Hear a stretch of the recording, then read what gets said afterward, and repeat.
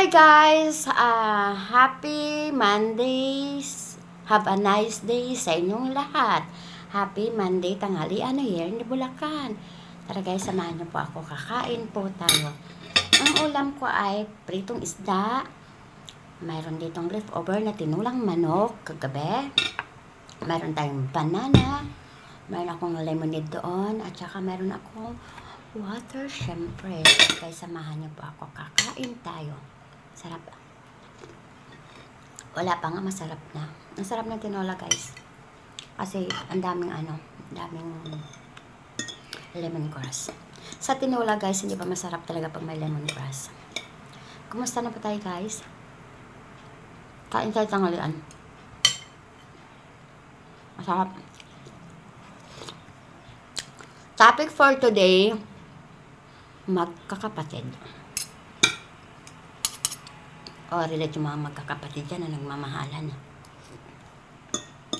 Sa magkakapatid, guys, meron talaga din yung favoritism mo, kung sino sa kapatid mo.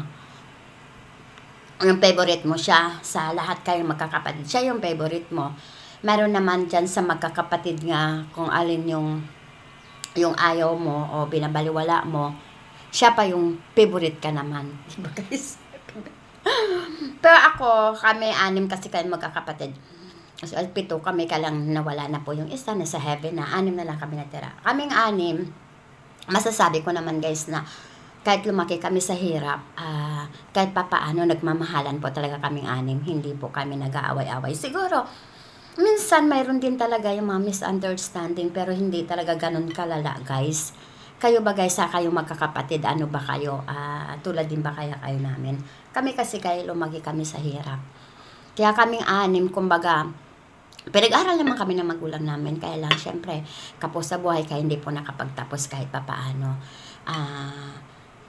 Kaming 6 ay mahal ko po talaga sila. Wala akong favorite sa kanila. Pantay-pantay yung pagtingin ko po sa kanila. Iwan ko po silang 5.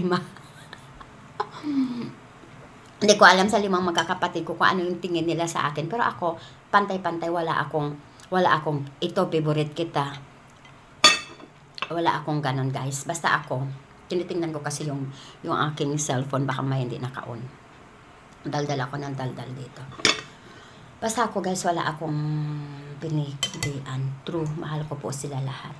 Tsaka sa magkakapatid, guys, nangyayari po talaga yung inggit.